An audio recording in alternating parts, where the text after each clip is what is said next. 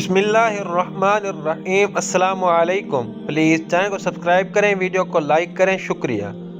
حضرت ابو ہریرہ رضی اللہ تعالی عنہ سے نقل ہے کہ ایک بار نبی کریم صلی اللہ علیہ وآلہ وسلم لوگوں میں بیٹھے ہوئے ان سے باتیں کر رہے تھے۔ اتنے میں ایک دیہاتی آپ کے پاس آیا اور پوچھنے لگا کہ قیامت کب آئے گی۔ آپ صلی اللہ علیہ وآلہ وسلم اپنی گفتگو میں مصروف رہے۔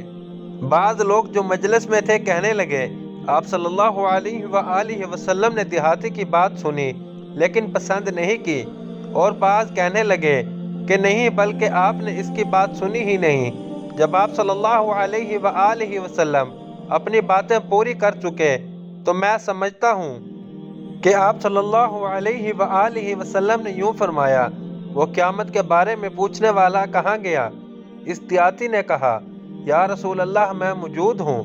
آپ صلی اللہ علیہ وآلہ وسلم نے فرمایا کہ جب امانت ایمانداری دنیا سے اٹھ جائے تو قیامت قائم ہونے کا انتظار کر۔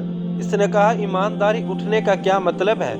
آپ صلی اللہ علیہ وآلہ وسلم نے فرمایا کہ جب حکومت کے کاروبار نالائق لوگوں کو سونپ دیے جائیں تو قیامت کا انتظار کر۔ صحیح بخاری کے حدیث سے مروی ہے۔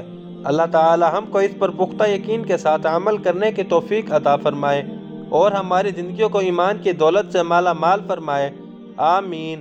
السلام علیکم ورحمۃ اللہ وبرکاتہ۔